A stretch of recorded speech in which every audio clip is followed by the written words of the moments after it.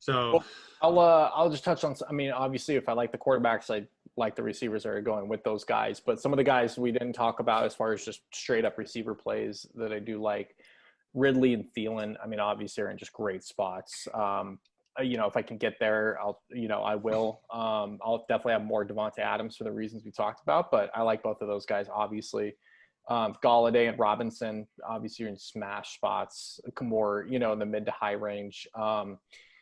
I do like Jefferson as kind of a pivot off of Thielen, like either of those guys could go off. Hell, they could both go off. So Jefferson's at a really good price.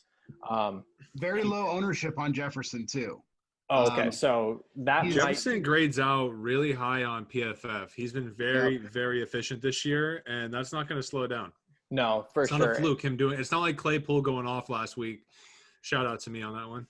But so it's not like Claypool going off that he has nothing, Jefferson's been doing well week in, week out. So I think Jefferson is definitely in a good spot. Totally. And I'll just kind of rifle through the last bit of guys. AJ Brown, really like.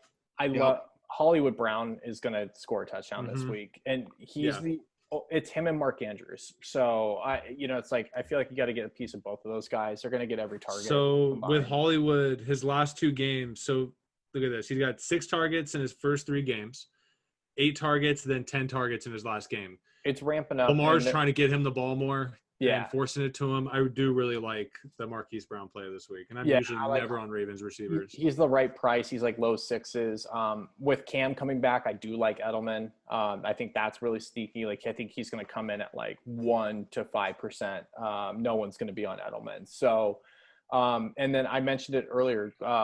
My favorite low price guy is Laviska Shenault. The Lions are absolutely terrible. This guy's averaging like 12 to 14 points a game, like against good or decent defenses. Like, give me the Lions. And if DJ Chark is out, like, I think Chenault's going to absolutely explode. So, and then I really like Jamison Crowder. Everyone's a little freaked out that Miami's getting some of their corners back, but Crowder plays in the slot.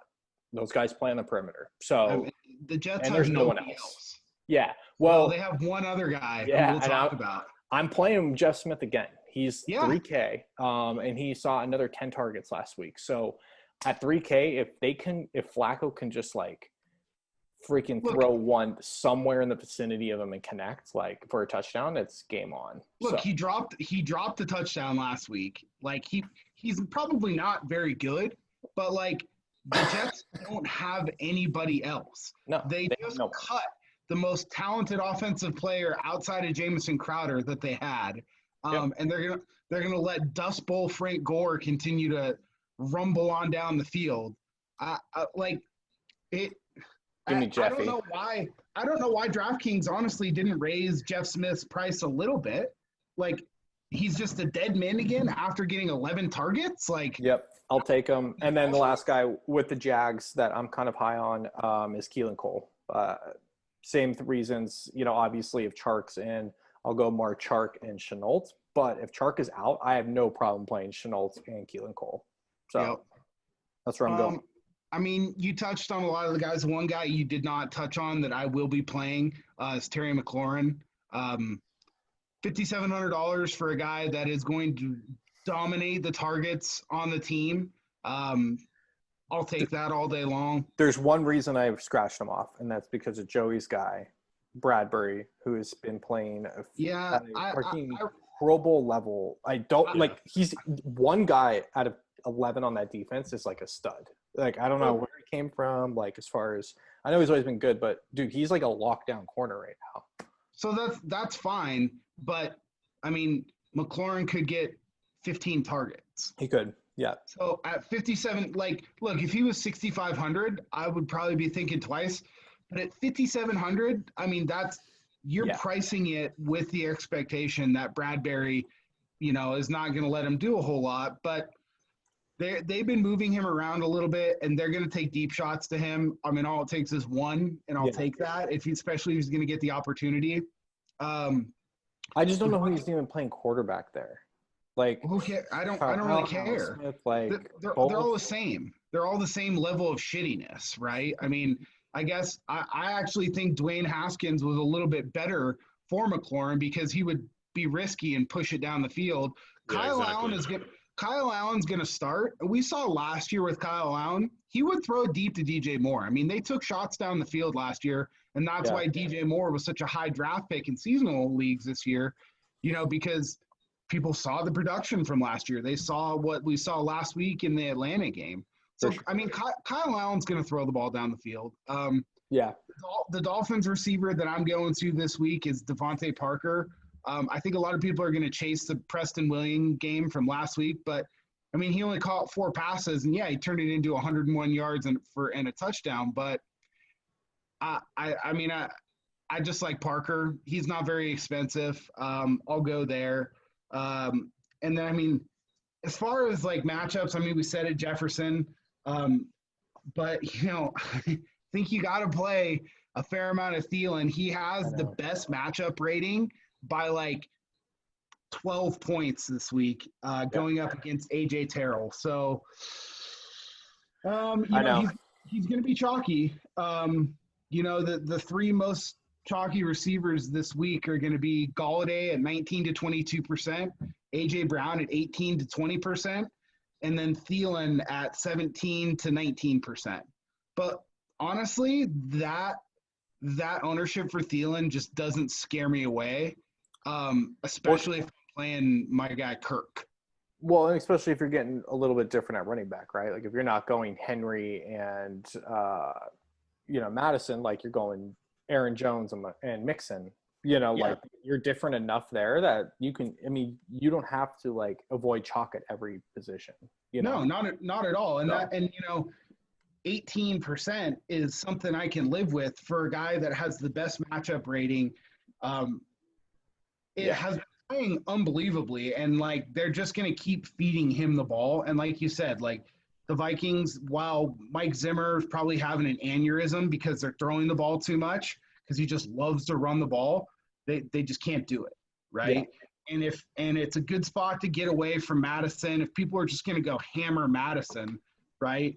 Kind of like we talked about, like I'm going to play Madison, but I think if you're going to pick one guy on the Vikings to play this week and just go all in on him, I think it's got to be Thielen. Yeah, I agree. Joe, anyone we missed or anyone you want to add on? I just really on Detroit. Pick your poison. Galladay, Jones, Amendola. Amendola is only 4,100. I mean, he could be a total dart to get a touchdown this week. Jacksonville's that bad. Dude, you said it. This could be like one of those sneaky Marvin Jones weeks where like he's done nothing for 5 weeks. He does it all the time. For 3 touchdowns. Yep, he's a huge red zone target, man. The guy's got those long arms. He makes weird plays in the end zone. He does it frequently every season. So I really like Galladay. He's my favorite. I'll pivot up with a couple Marvin Jones, and I'll definitely sneak some Amendola in there just because 4,100. Why not? Love Thielen and Jefferson, like you guys were just saying. I'm really high on Crowder this week. Who else are going to throw to? Because honestly, like you guys said, Jeff Smith, he's getting the targets, but he's still Jeff Smith, and he did drop a touchdown last week. And just because you're starting doesn't make you any good. Just because you're in the NFL doesn't make you NFL caliber. Would he even be on any other teams right now, right? I mean, the Jets are a semi-pro football team right now, and I was bagging on you guys last week for this, and I was right. Like, he got 11 targets, but what did he get? 4 points? But he was $3,000. So every lineup I had Jeff Smith in, I cashed. Put it this way: he had 2 points less than Juju Smith.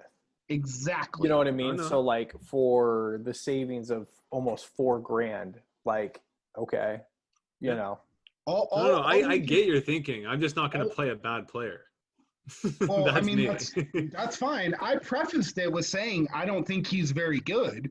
Yeah, no. We can't expect that he's going to get 11 targets again, right? No, I mean you probably more assume he's going to get 7 or 8 this week, right? More realistic. For a guy that's $3,000, like, sure, I'll take that. The other guy that I talked about earlier was Mooney for 3,000, which I think that's a good play too. But my other guys I really like Devontae Parker.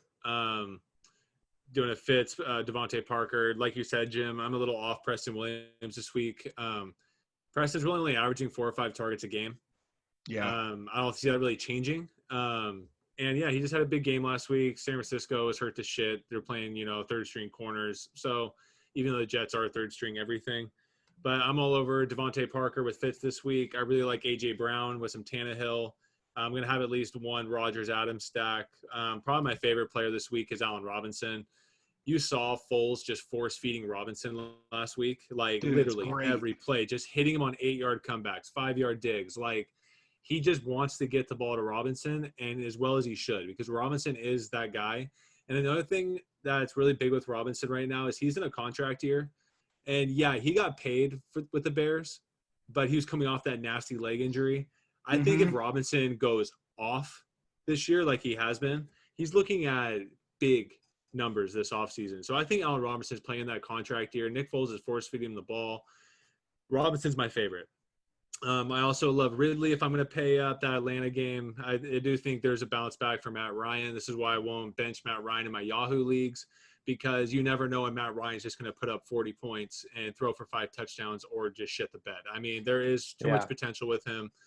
And like you guys said with Jacksonville, I love Chark as always, but I do love Shenault. He's getting, I think Minshew's, getting that collaboration with Shenault, and they're starting to really, they're just finding different ways to give him the ball, dude. And he's a running back, dude. They give him a slant pass and he turns into a running back. So those are my guys. I'm keeping a very small pool this week.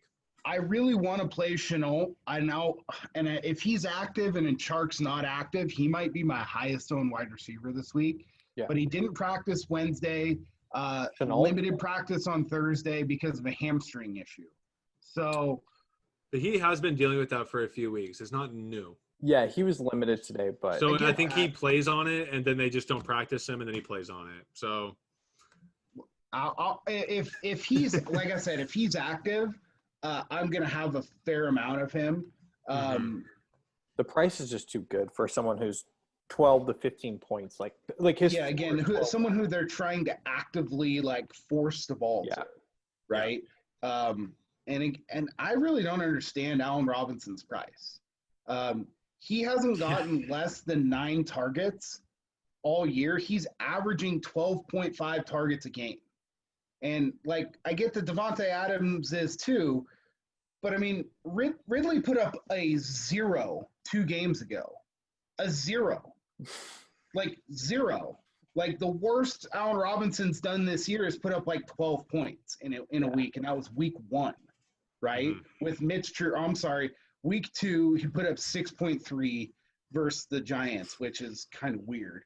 But it wasn't 0, right? And then the last 3 weeks he's had 13 targets, 10 targets, and 16 and guess what? targets. It's as soon as Foles came in. Foles loves throwing to this guy. It's obvious, and it's not changing. I mean, I just don't know. He might be in 60% of my lineups this week. I mean, yeah, I'm going big Allen Robinson. And honestly, the more I'm thinking about how much I love Robinson, is more Foles I'm going to have going. So yeah, big time. Especially, I just love targeting the Panthers this year. It's worked out for me so far. So yes, why go against what's working? I like it. One guy, just a disclaimer, throwing up a flag that I will be full fading is Will Fuller. He's been healthy for 2 weeks now. He's due for a hammy or an ankle. So he's that guy I see when I'm scrolling down, and I just keep scrolling. I never even stop to look at his shit. I can't stand him. He's been good, but I'm just saying, just straight from an injury perspective, he's due. Just saying.